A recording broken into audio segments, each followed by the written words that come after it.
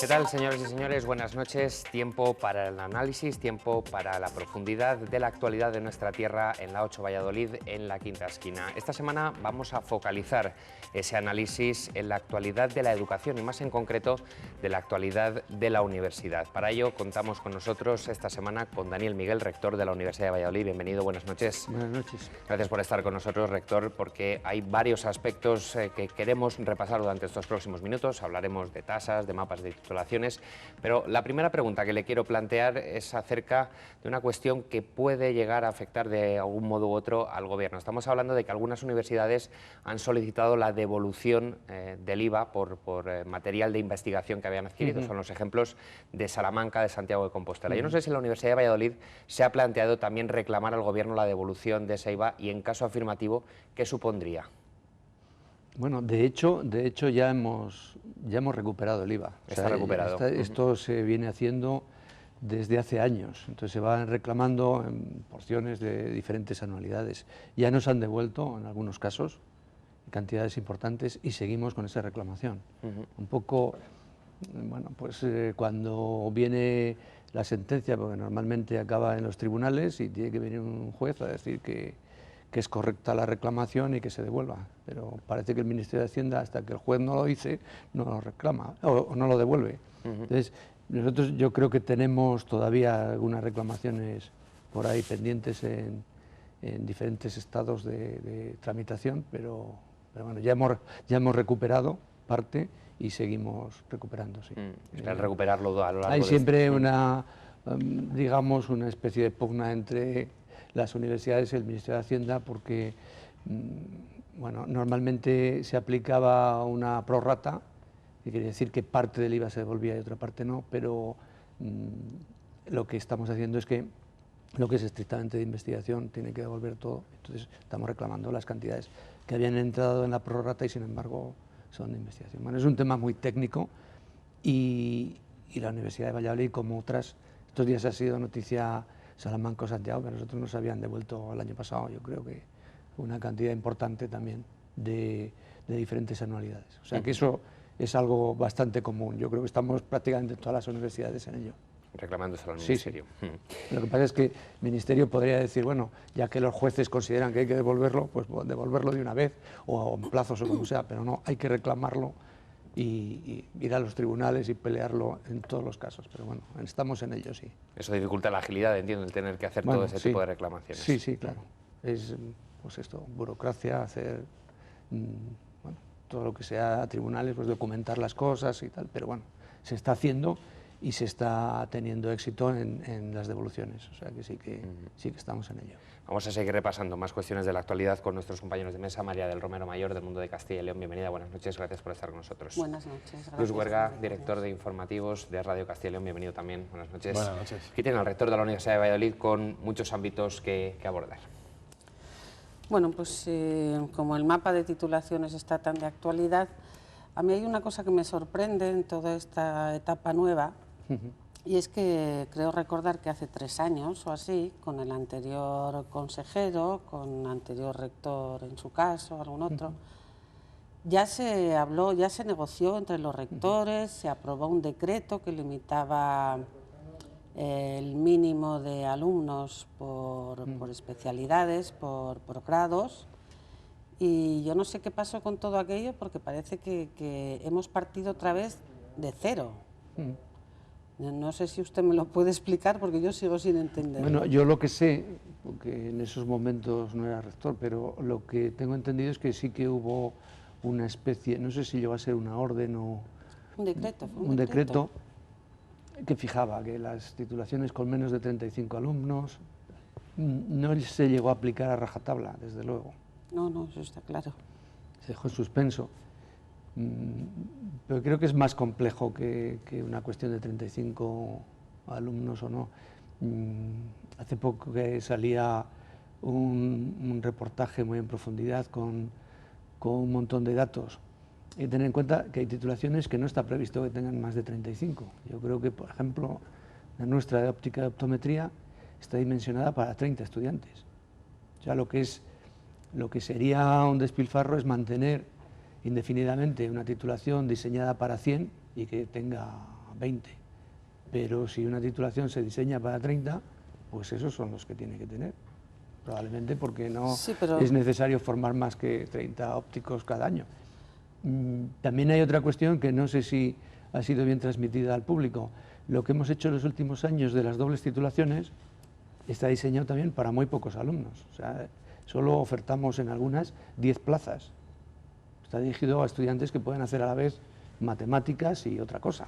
Entonces, claro, no es para una titulación para un número masivo de alumnos.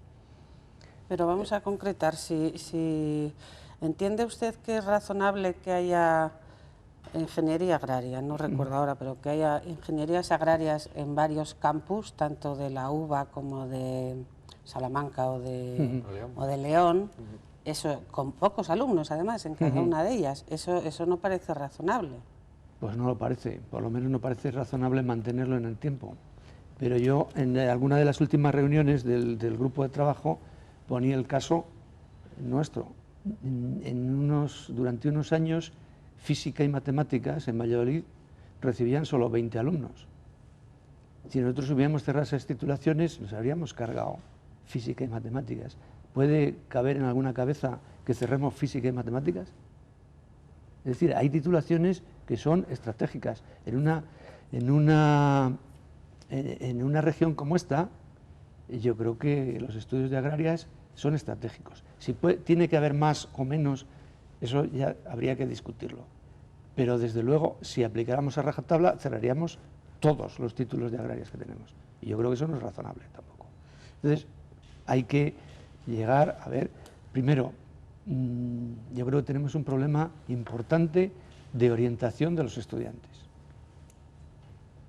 No tiene sentido que los estudiantes vayan masivamente a titulaciones donde es casi seguro que no van a encontrar trabajo y otras que tienen pleno empleo, como las matemáticas o la física, no vengan. Es decir, que ahí tenemos un fallo en la orientación de los estudiantes antes de la universidad. Bueno, hay mucho trabajo por hacer, pero la cuestión no es tan simple como decir el que tenga menos de esto, pues lo cerramos. Yo creo, es mejor, y así se ha hecho, por ejemplo, con las matemáticas y la física, ahora han remontado. Nunca vamos a tener 200 estudiantes en matemáticas, y tampoco probablemente los necesita la sociedad, pero hay que ir dimensionando las titulaciones para el número de estudiantes que sea razonable. Y no se trata de una ley de la oferta y la demanda simple, porque entonces, si cerráramos ahora alguna de las cosas que parece que tienen menos tirón, probablemente dentro de unos años nos encontraríamos con que no tenemos gente preparada en esas áreas. Me vuelvo a hablar de la física, las matemáticas. Si dentro de unos años no tenemos ingenieros agrónomos, pues los vamos a necesitar o tener que importarlos. Sí, la cuestión es que varias universidades hagan lo mismo. No, eso es un problema. Y eso tenemos que encontrar una manera de racionalizarlo, eso sin ninguna duda. Pero bueno, en esa estamos. Y además, en esta misma semana, además, ayer hubo una cita, mañana tengo entendida que hay otra, donde precisamente se va a abordar esta situación. Decía la compañera que después de que aquel primer decreto, bueno, no sé si fracasó o no fracasó, pero al que no se le hizo mucho caso, que era como que partíamos de cero. Pero en este momento en el que partimos de cero, ¿cuál es el planteamiento, en este caso, de la Universidad de Valladolid a la hora de citarse con el consejero para articular un mapa más allá del tema de orientar o no orientar a los...? Bueno, una cosa que me parece importante, no partimos de cero. Partimos de una situación que ya está. Es decir, no es una cosa tan sencilla decir cerramos una titulación o dos. Y además hay algo por ahí que ha circulado, un informe anterior, de no sé si primeros de los 2000 o quizá un poco más reciente, donde decía cerrar una titulación ahorraría, no sé, 850.000 euros. Claro, pues si vamos a eso, ¿por qué no cerramos todas? Nos ahorramos toda la enseñanza superior. Es decir, vamos a ver, primero, no es cierto que cerrando una titulación se ahorre, porque no podemos a nuestros profesores ponerlos en la calle, en el paro. La mayoría son funcionarios, y es correcto que así sea, porque como contrapartida estoy diciendo muchas veces durante los 2 años que llevo ya casi de rector, la Universidad de Valladolid y muchas otras, tenemos una gran parte de nuestra docencia cubierta con profesores asociados, que vienen con un contrato a tiempo parcial y un contrato a término. Es lo que en la calle se consideraría un contrato basura. Es muy difícil mantener, es decir, se puede salir del paso estos años que hay crisis, pero es muy difícil mantener y garantizar la calidad de la docencia en el futuro solamente contratando profesores así como si fuéramos una empresa de trabajo temporal. Los profesores tienen que tener una carrera académica, tienen que tener una formación, tienen que hacer investigación, eso por ley, todos los profesores por ley tienen que hacer investigación. Luego, el trabajo no es solo dar 3 o 4 clases o las que sean, hay mucho más trabajo que tiene que hacer el profesor universitario. Si cerramos una titulación, bien, no dan clase, pero probablemente siguen haciendo investigación. No es cierto que se ahorre tanto, o por lo menos no esas cifras, no se pueden echar las cuentas de esa manera tan simple, porque no son correctas. Entonces, bueno, hay que racionalizarlo, desde luego. Hay que ir con cuidado, desde luego, pero como dice el consejero, las que tengan que cerrar ya cerrarán, si es que eso es ley natural, porque en el momento que estás sin estudiantes, acabas cerrando. Pero entonces, ¿cuál es el planteamiento que ustedes llevan? ¿En qué puede ceder sobre el mapa de titulaciones? No se trata de ceder. Nosotros, realmente, el problema de las agrarias y de algunas otras es un problema bastante general. También pasa con algunas carreras de humanidades. Lo que estamos intentando hacer es, digamos, un plan de sostenibilidad de esas carreras. En algún caso tendrán que refundirse. Donde hay ahora unos pocos grados, pues juntarse para tener solamente uno y tener más estudiantes. También es cierto que durante unos años se aumentó el abanico de titulaciones, haciendo especialidades donde antes había una titulación con un tronco común y luego se hacían las especialidades en los últimos años, pues se separaron en diferentes titulaciones. ¿Tienen poca aceptación entre los estudiantes? Bueno, pues entonces habrá que refundirlas otra vez. Pero esto no es un proceso tan simple como decir, bueno, a ver, ¿quién me da los números y todas estas cierran el año que viene? Además, entiendo que entonces el planteamiento en este caso de la Universidad de Valladolid sería la de decirle al consejero que no se está dispuesto a cerrar nada, pero al hecho de jugar con el resto de las universidades del mapa e intentar de alguna forma complementar la oferta para que... Encima de la mesa hay diferentes posibilidades. Una es la integración de títulos, quizá no tanto en grado, pero sí en máster. Los títulos de máster, ya es muy común hacer másteres interuniversitarios, es decir, ahí podemos colaborar las universidades, es otro tipo de estudiante también, y ahí podríamos hacer cosas, ¿no? Es decir, refundir máster y darlos entre las diferentes universidades. Si no entre las 4, pues al menos entre 2 o 3, eso se puede hacer. Con los grados quizá está menos extendido y algunos intentos que hemos hecho no han ido del todo bien. Al final se acaba decantando un grado por quedarse en una universidad o en otra. Es más difícil tener un grado interuniversitario que tener un máster, pero bueno, se podría hacer. Y luego está la especialización. Es decir, es cierto que hay diferentes titulaciones de agrarias, por ejemplo, en diferentes universidades y en diferentes campus, pero si encontramos que cada una se especialice en una cosa diferente, pues probablemente puede tener sus estudiantes, para que no sea exactamente lo mismo en unos sitios que en otros. Es decir, hay mucho trabajo por hacer y desde luego no es tan simple como llegar y cerrar, porque tenemos que dar opciones a nuestros jóvenes para que estudien, y yo creo que hay titulaciones que son estratégicas, que no las podemos cerrar. Además, en ese sentido, hace poco más de 48 horas que ha tomado posesión el nuevo rector de la Universidad de León. Su primera idea es no cerrar ninguna de las titulaciones. Bueno, claro, yo también lo puedo decir, yo no voy a cerrar ninguna. Bueno, yo creo que tenemos opciones de mejorar sin poner en peligro titulaciones, pero si alguna después tiene que cerrar, pues tendrá que cerrar. Esto no vamos a decir ni ponernos maximalistas en un sentido o en otro. Esto de levantar la bandera y decir no cierro ninguna, pues luego a lo mejor llega el momento en que no hay más remedio que venga alguien de más arriba y te diga, pues ahora cierras 20, ¿no? Esto vamos a procurar que no ocurra, vamos a procurar encontrar la manera de estimular a nuestros estudiantes para que elijan titulaciones que de otra manera pienso, lo he dicho ya varias veces, que son estratégicas, que no deberíamos cerrar. Bueno, eso ya se planteaba también en el decreto, de hecho, porque se hablaba, por ejemplo, del español, de la enseñanza del español, que se consideraba estratégica a pesar de que hubiera pocos alumnos. O sea,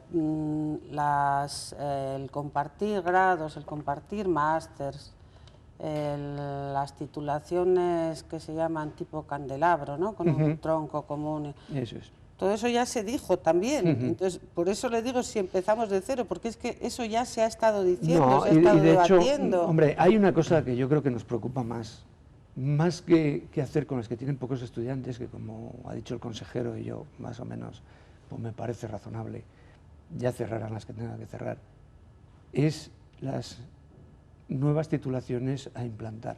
Ahí sí que tenemos una oportunidad de no repetir los viejos digamos, vicios de querer todos lo mismo y querer todo en todos los campos, ¿eh? Entonces, eso es más importante, la apuesta por las nuevas titulaciones en el futuro, más que qué pasa con las que tienen pocos, porque yo creo que todo el mundo está concienciado que a la larga no se puede mantener. ¿Percibe un cierto clima de que este asunto se resuelva cuanto antes, a pesar de todas estas circunstancias electorales que ha habido en León? Dentro de apenas unas semanas pasará lo mismo en Burgos. Todo ello, yo no sé si tiene la sensación de que va a ralentizar un poco más el proceso y que existe una premisa para que se resuelva cuanto antes. Claro, es indudable que ahora el rector de León acaba de tomar posesión, el rector de Burgos, el rectorado está en elecciones. Yo creo que hacia mediados de mayo será la votación, o sea que previsiblemente hasta primeros de junio no habrá nuevo rector que tome posesión en Burgos. Bueno, pues claro, hay que esperar un poco y ver qué opinan los nuevos equipos en estas dos universidades. Pero tampoco ahí partimos de cero. Yo creo que en la ocasión anterior, y nosotros lo hemos usado, había ya un estudio hecho en las universidades de lo que se llamaba la fase 3, de las nuevas titulaciones a implantar, y eso lo hemos recuperado, digamos, utilizándolo como punto de partida para ver qué podemos hacer ahora. Y bueno, ahí está realmente, yo creo, el meollo de la cuestión. El hecho de plantear nuevas titulaciones, que además era un discurso muy corriente hace no tampoco muchos años, el hecho de las universidades llegaba a un determinado momento en el que se pedía, ¿no? Determinadas titulaciones. Hemos pasado de repente a hablar de cómo suprimimos o cómo reajustamos todo eso. Pero una cosa excluye la otra. ¿Se puede trabajar de forma paralela en ver qué es lo que puede ser prescindible y qué necesitaríamos nuevo? ¿Es compatible? Claro, ¿o primero hay que arreglar...? No. Tenemos que hacer las dos cosas. No podemos esperar a una para empezar a hacer la otra. Tenemos que trabajar en las dos cosas, sí. ¿Y en este caso la Universidad de Valladolid a qué aspiraría en cuanto a nuevas titulaciones? Bueno, tenemos varias propuestas encima de la mesa, pero yo creo que primero tienen que saberlo el grupo de trabajo. Mejor que... ¿no? Porque esto es una cuestión siempre de... Bueno, las universidades intentan negociar, todos tienen viejas aspiraciones. Y además muchas de ellas ya son conocidas, pero bueno, vamos a esperar y ponerlo encima de la mesa, nuestras propuestas cuando llegue el momento en el mapa, en la comisión, en el grupo de trabajo del mapa de titulaciones. Yo creo que es lo correcto. Y luego ya en cuanto tengamos alguna decisión o alguna solución a todo este embrollo, pues ya lo comunicaremos. Yo creo que lo correcto es poner encima de la mesa los pros y los contras, porque inevitablemente si dos universidades quieren una titulación y hay que decidir en cuál, pues habrá que sopesar muchos argumentos y no simplemente ver quién es el que da más voces o el que lo pide con más vehemencia, ¿no? Vamos a ver si lo hacemos con criterios académicos y otros. Y por cierto, no son los únicos. Cuando yo decía que no partimos de cero es porque partimos con unos condicionantes. En las universidades tenemos diferentes titulaciones y diferentes cosas que en general, en muchos casos, no hemos pedido, nos han venido dadas.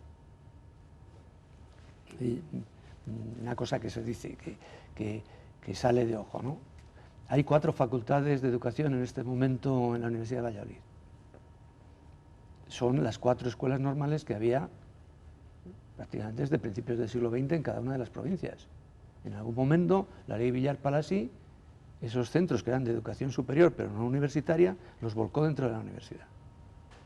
Entonces, tenemos eso, tenemos las antiguas escuelas de comercio, las antiguas escuelas de peritos, las antiguas escuelas de enfermería, esas normalmente no las pidió la universidad. O no dijo, se nos ha ocurrido ahora abrir una en cada provincia, no, esas existían.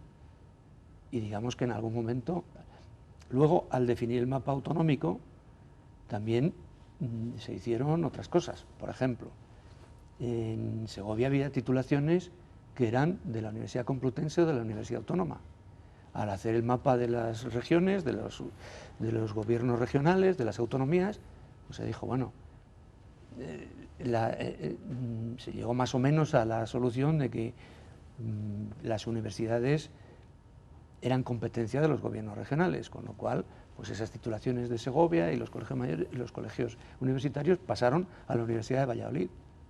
Pero eso es una decisión que no toma la Universidad de Valladolid, ni en su momento Salamanca, es algo que toma el gobierno o el Parlamento y dice, pues a partir de ahora estas competencias son así, por lo tanto, es decir, que no es el mapa que tenemos no es un diseño racional que se haya hecho en algún momento. En una universidad de 8 siglos, pues es el resultado de la historia y se han ido acumulando cosas y evidentemente, pues yo si tuviera que diseñar la Universidad de Valladolid, no la diseñaría así, pero tampoco digo cómo, porque como eso no va a ocurrir, si me pusieran a hacer una universidad nueva, pues ya daría mis ideas. Puede probar, tiene la oportunidad ahora, ¿no? No, pero ha habido gente que ha podido hacerlo, que es decir, hay universidades nuevas que les va muy bien en los rankings y es por eso, porque han podido hacer con dinero y con una universidad vacía un diseño racional, cosa que lo que tenemos es, digamos, el resultado de la historia y esto pues no es partir de cero y es muy difícil. El hecho de que las universidades públicas en general de Castilla y León y en particular, estamos hablando de la de Valladolid, salgan tan mal paradas en los rankings, ¿es en buena parte debido a la financiación o a qué se debe? Hay de todo, hay de todo. Primero, salen muy mal paradas en los rankings porque los rankings están hechos para la universidad, digamos, en Europa, en el mundo anglosajón, en Alemania.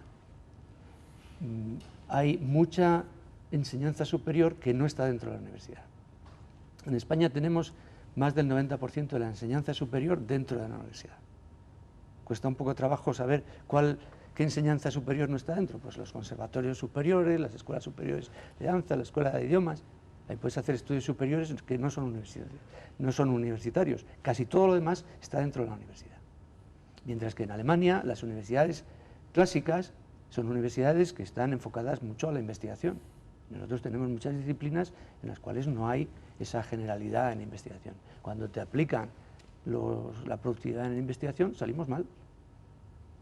No podemos nunca aspirar a salir como las universidades clásicas de investigación alemanas. Jamás llegaremos a eso. Porque nosotros tenemos un montón de estudios donde esa potencia investigadora no es tan grande. O sea, que pero en España también salen mal. En los rankings de España, que también sale mal. No, yo hay algún ranking que prefiero no hablar de él. Uno muy reciente, dejando aparte Valladolid, yo miro y no me cabe en la cabeza que ciertas universidades queden por abajo y otras por arriba. No lo entiendo. No sé cómo están hechos y yo creo que, bueno, hay que tomarse esto también un poco. Los rankings son una cosa relativamente nueva y cada uno publica cómo los hace y no sé qué. Bueno, yo voy a ser prudente y no, pero vamos a poner una metáfora. Uno sería capaz de juzgar la potencia discográfica del Reino Unido mirando cómo ha quedado en el Festival de Eurovisión en los últimos años. ¿No? Claro. ¿Qué medimos? A veces medimos y somos esclavos de lo que medimos. Y desde luego, si buena parte de la medida es una encuesta de satisfacción, pues entonces ahí puede ocurrir cualquier cosa. Y no digo más por prudencia. Hablaba Obviamente Panamá en esa mejora de resultados o el hecho de que una universidad esté por encima o esté por debajo, la capacidad investigadora y sus resultados es algo que tiene mucho que ver por una cuestión de prestigio, pero también por una cuestión económica y de relación con la sociedad en general. Hablábamos al principio del programa de ese dinero que se devuelve a las universidades y que en este caso ya se ha devuelto una parte. ¿Se va a reinvertir todo en investigación? Bueno, ojalá pudiéramos, sí. Además, tenemos una situación en la cual tristemente no podemos reinvertir en profesorado porque tenemos, ya se sabe, la tasa de reposición, el techo de gasto. Entonces, lo que más necesitamos ahora mismo, sin ninguna duda, son profesores jóvenes. También porque los profesores jóvenes normalmente están mejor formados, han estado fuera y son más potentes en investigación, porque los que ya llevamos unos años, bueno, pues ya has cumplido tu ciclo y tristemente así es la vida, ¿no? Y sin embargo no podemos fichar todos los profesores jóvenes que necesitaríamos. Yo he dicho ya muchas veces, en mi área de conocimiento nos vamos a jubilar la mitad de los profesores dentro de unos años en un intervalo de 2 años. Es muy difícil reponer todo ese conocimiento. ¿Qué hacemos? ¿Contratamos recién licenciados cuando eso ocurra? Es decir, tendríamos que haber tenido un programa de incorporación de nuevos profesores jóvenes que se vayan formando para coger el relevo, y esto no se ha hecho por la crisis y por la manera en cómo está diseñada la universidad. Porque, claro, donde a veces se dice, así entre comillas, no me gusta utilizarlo, pero se dice, no sobran profesores, pues en las disciplinas clásicas, donde antes teníamos muchos estudiantes. ¿Dónde nos faltan? En las modernas, ¿dónde? Entonces, primero, donde tenemos mucho profesorado, porque antes teníamos muchos estudiantes, por ejemplo, la mía, en química. Química, en los años 90, entraban 150. Y últimamente tenemos el número limitado a 80. 80 porque, honradamente, con el profesorado que tenemos y las instalaciones que tenemos, si admitiéramos muchos más, no les daríamos la formación apropiada. Y porque tampoco el mercado de trabajo absorbe mucho más. Pues bueno, pues hemos llegado a esas. Ni queremos más y tampoco estaríamos contentos si tuviéramos menos. Pero ahí, como resulta que tenemos profesorado, porque en los años 90 había muchos estudiantes, ¿qué pasa? Cada vez que se jubila un profesor de química, esa plaza se amortiza y se crea una nueva, si se puede, que últimamente no se puede, en otro sitio. Esto es razonable, ¿no? Porque en otros sitios se necesita y aquí probablemente no, pero dentro de unos años, cuando todos nos llegue la edad de jubilación, ¿qué hacemos? ¿Fichamos jóvenes recién titulados para ser profesores de química? No, tendríamos que tener un programa de incorporación progresiva, poco a poco, gente dimensionado a los estudiantes que vamos a tener. Esto no se ha hecho en los últimos años. Y, por ejemplo, el caso de medicina es todavía más grave. La edad promedio en nuestros profesores en medicina es muy alta, están muy cerca de la jubilación y no tenemos claro qué va a pasar. Porque... ¿Y el límite del 10% de tasa de reposición que hubo hasta el año pasado ha sido especialmente dañino en este aspecto? Sí, mucho. Y además por una peculiaridad del sistema universitario.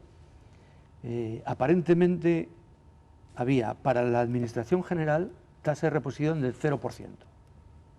Para los cuerpos universitarios, 10%. Eso parece que es mejor.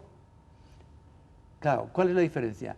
En la administración general no se considera que consume tasa de reposición, no se consideraba la promoción interna.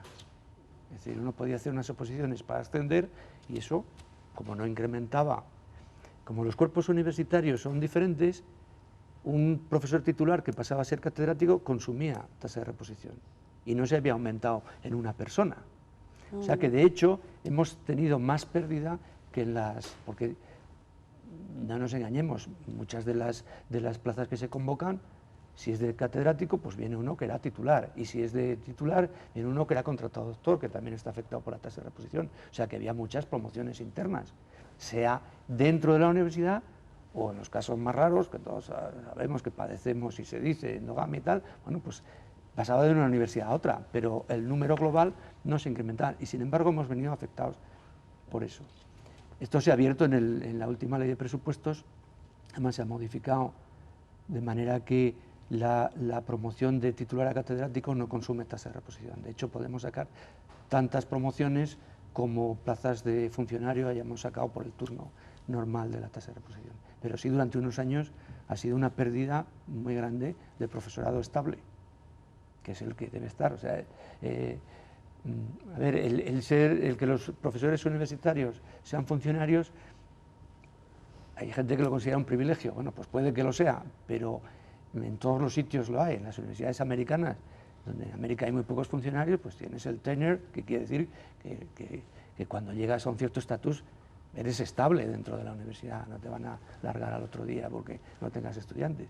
Bueno, pues eso da estabilidad al sistema, la gente tiene una carrera académica, se puede formar, puede trabajar con tranquilidad para formar a sus discípulos, y eso, claro, últimamente hay muy pocos discípulos que formar. Nuestros jóvenes vienen, si tienen suerte, y además ha habido restricciones en los últimos años, hacen una tesis doctoral y después hacen una estancia postdoctoral en América, en Inglaterra, en Alemania, después hacen otra, llevan 6 años y así, y no hay... Esto no quiere decir que todos los que hagan la tesis doctoral tengan que quedarse en la universidad, esto sería aberrante también, la universidad no puede... Pero claro, sí que es necesario, ahora mismo, no ya por dar posibilidades de trabajo a esos jóvenes, que también se han formado durante años y sufrimos una pérdida de cerebros, ¿no? Habría que recuperarlos y que vengan a España a trabajar, en la universidad o donde sea. No pueden. Y luego además las universidades necesitan eso para reemplazar a los profesores que nos vamos haciendo mayores y que en algún momento nos tendremos que jubilar, si es que llegamos hasta entonces, si no morimos de un berrinche. Pero claro, eso es necesario, y eso con todas estas penurias y recortes pues no se puede hacer. Entonces la situación es complicada, es sin duda lo más importante. Claro, la investigación, ocurre lo mismo, los grupos se han ido haciendo cada vez más mayores, y claro, la sangre nueva es la que produce pues ilusión, dedicación, claro. Entonces, ahora estamos un poco restringidos a el número de becarios doctorales que tenemos, y como eso también ha habido recortes, pues es poco, con lo cual quizá no se haya notado mucho hasta ahora, porque esto tiene un desfase, un decalaje con el tiempo. Dentro de unos años veremos que hay un descenso en la productividad en ciencias, en investigación, porque durante unos años, primero, los fondos para proyectos de investigación han sufrido recortes, yo creo, año tras año, desde el 10 o el 11, de un 25%, y también las becas, con lo cual, bueno, todo se va a juntar. Y para que el sistema intente ser lo más equilibrado y sostenible posible, también se habla del coste de matrículas y de las tasas. Por un lado se critica que pueden llegar a ser caras, pero por otro lado se habla de que apenas el coste es en torno al 25% del gasto que genera un alumno. ¿Dónde puede estar ese punto de equilibrio, si es que puede llegar a encontrarse? Bueno, es difícil encontrar el punto de equilibrio. Es decir, primero, como decías bien, todos nuestros estudiantes están becados, en el sentido de que lo que pagan de tasas no cubre más que una fracción de lo que cuesta su puesto de estudiante. Todo el resto lo pone el Estado. Entonces, ¿cuánto tiene que pagar el estudiante? ¿Un 15, un 20? Bueno, es una cuestión, una decisión política. Es lo mismo que cuando vamos a la farmacia, ¿qué porcentaje del precio de la medicina tenemos que pagar? Bueno, pues esto es una decisión política. Si el Estado pudiera dárnoslo a todos gratis, lo haría.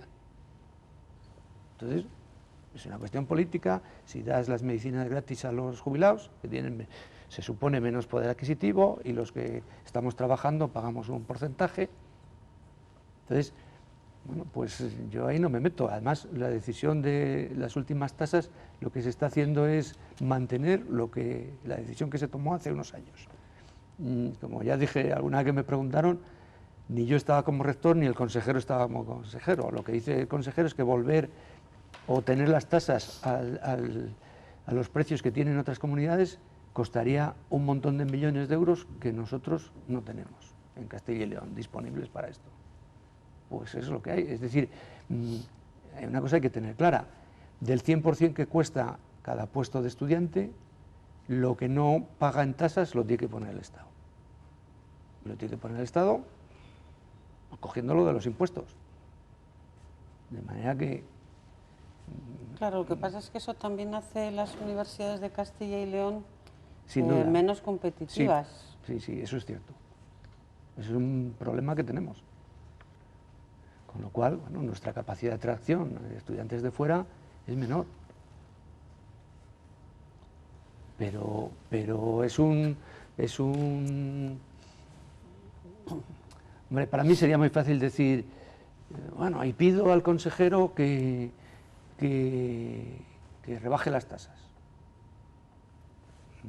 Bueno, el consejero me dirá, ¿y de dónde saco el dinero para pagar tus gastos como universidad? Pues yo procuro ser respetuoso y la decisión la tienen que tomar las instancias políticas. Nosotros podemos decir, preferimos esto, otro, claro, si es posible, es razonable pensar que si las tasas fueran más bajas, probablemente tendríamos algunos estudiantes más. Tampoco,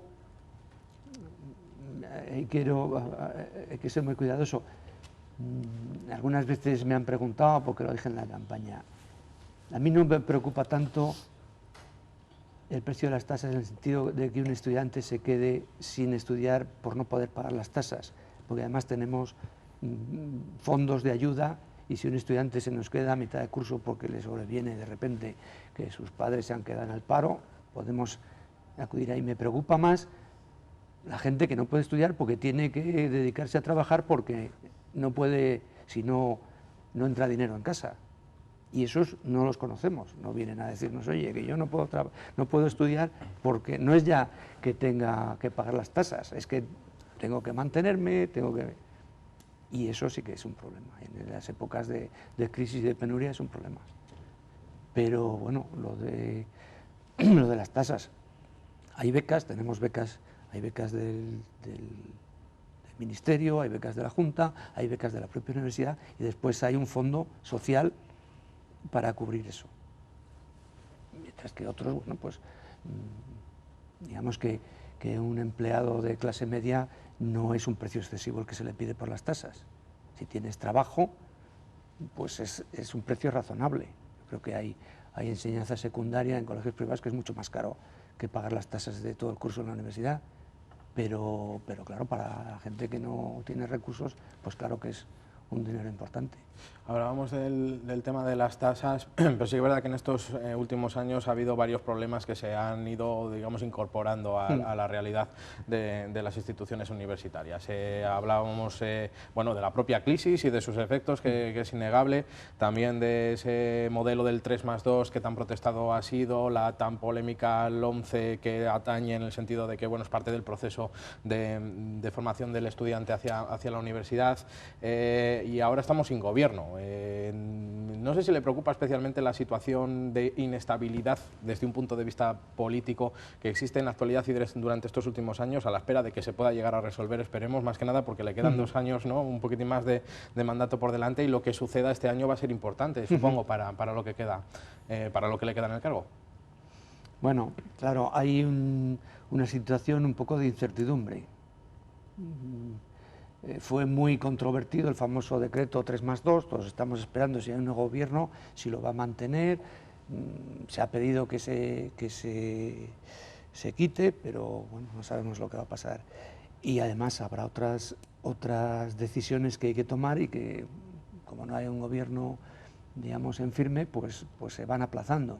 Estos días estamos con las pruebas de acceso, cómo van a ser, cómo no, bueno, pues claro, como un mal menor vamos a intentar prolongar el modelo, aunque retocado para acomodarse a la ley, un poco más, porque es lo que sabemos hacer, no es que yo creo que lo vi en algún periódico, no es porque no queramos hacer el esfuerzo de hacerlo nuevo, es que no sabemos exactamente de qué manera quiere el Ministerio hacerlo nuevo, esto es una cuestión más bien del Ministerio que nuestra.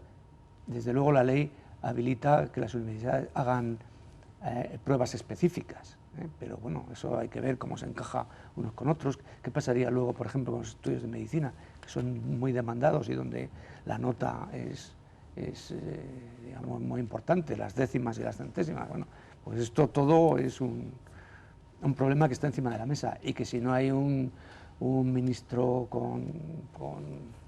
digamos, que no esté en funciones, porque bueno, tampoco es desconocido que el ministro actual ahora está en funciones por las elecciones, pero también tomó posesión a unos meses de las elecciones, digamos, para acabar un mandato cuando lo dejó el ministro Wert. Entonces, pues hay cosas que probablemente debiéramos estar haciendo y no las podemos hacer porque no hay un ministerio que esté funcionando. Y luego siempre se dice, una de las amenazas en esto es la legislación, en el sentido de que de repente te cambian la legislación, bueno, vuelta otra vez a dar eso. Es un poco lo que nos quejábamos con el 3+2. Hemos estado unos años implementando ahí, poniendo en marcha los grados de Bolonia de 4 años, prácticamente todos de 4 años, y ahora de repente se abre el melón de que el que quiera 3, el que quiera 4, bueno, si no es que nos neguemos a trabajar, pero primero hay que ver cuáles son los pros y los contras, porque estoy seguro que unas titulaciones podrían ir perfectamente a 3 años y otras, sin embargo, no. Y yo creo que lo importante es que si una titulación aquí es de 3 años, pues en Salamanca, en Granada, en Burgos y en Vigo sea de 3 años. Y si aquí es de 4, pues sea de 4, y que no pongamos ahí en marcha diferentes duraciones, de manera que el estudiante no sabe qué es mejor. Claro, para el padre, como decía el ministro Wert, es más barato pagar 3 años que 4. Pero si luego el empleador quiere uno de 4, pues ¿para qué le sirve el de 3? Es decir, que eso es... Hay factores más que los académicos. Yo me dicen, ¿tienes que dar un grado de 3 años? Bueno, yo diseño un grado de 3 años razonable para que el estudiante salga de la mejor forma posible en 3 años. Y si es de 4, alguien me pregunta, entonces, ¿los nuevos grados de 3 años van a ser como las antiguas licenciaturas de 5? Pues no. En 3 años no se puede aprender ni hacer las prácticas que se hacen en 5. Eso es de cajón. Que habrá nichos de empleo donde con grados de 3 años se pueda uno emplear, seguro. Pero también habrá otros que demanden, como antes, una titulación superior. Antes, un licenciado en química era de 5 años. Había la posibilidad de pararse a los 3 y tener un título de diplomado. Casi nadie lo hacía, o nadie que yo recuerde. No ibas con un título de diplomado en química a pedir trabajo a una empresa, porque no, se empleaban licenciados de 5.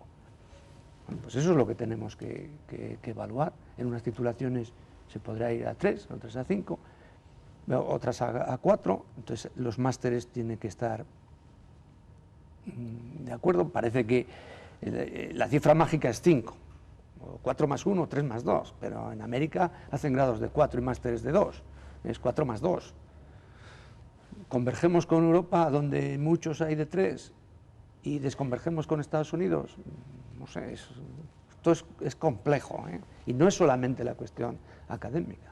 Es decir, que académicamente uno puede diseñar los cursos de la duración que sea. Y si nos mandan de 2, pues de 2. Entonces no hay problema.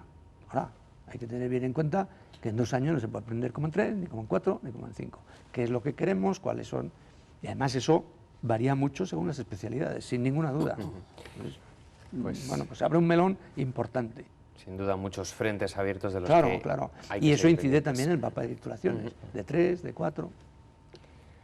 Rector Daniel Miguel, gracias por habernos acompañado esta semana y habernos hecho este análisis, porque sin duda, como decíamos, hay demasiados todavía frentes abiertos en las universidades de nuestra tierra. Gracias a ustedes, quizás me enrollo demasiado, pero bueno. Ha sido totalmente explicativo, rector. Bueno, muchas gracias por acompañarnos.